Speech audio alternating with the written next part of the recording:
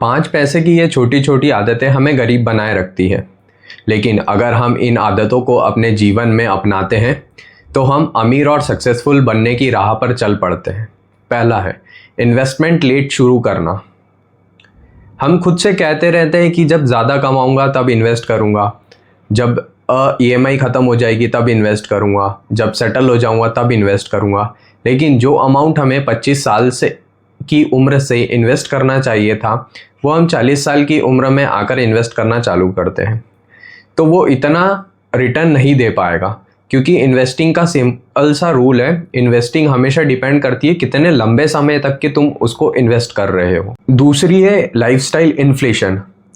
जैसे जैसे हम ग्रो करते हैं हमारी सैलरी भी इंक्रीज होते जाती है, हमारा बिजनेस भी इंक्रीज होते जाता है, वैसे वैसे हमारे खर्चे भी बढ़ते जाते हैं। जैसे कि हमें नया फ़ोन चाहिए, नया लैपटॉप चाहिए, नया गाड़ी चाहिए और अच्छा ट्रैवल होना चाहिए। ये सब ज़रूरतें और ख्वाहिश होती है, लेकिन हम पर डिपेंड करता है हम इसको कैसे कंट्रोल कर सकते हैं। तीसरी आदत इमरजेंसी फंड का ना होना।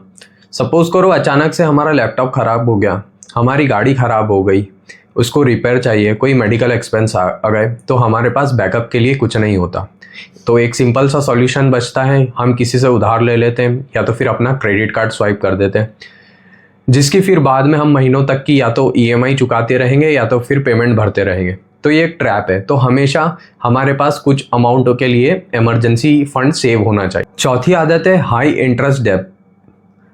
इसका मतलब क्रेडिट कार्ड का बिल हो, पर्सनल लोन हो या फिर शादी के लिए लिया गया लोन हो, कार लोन हो, होम लोन हो, प्लॉट लोन हो, ये सब हाई अमाउंट पर लोन मिलते हैं और हम इनको आराम से ले लेते हैं। लेकिन तुम इसके पीछे का असली राज नहीं जानते।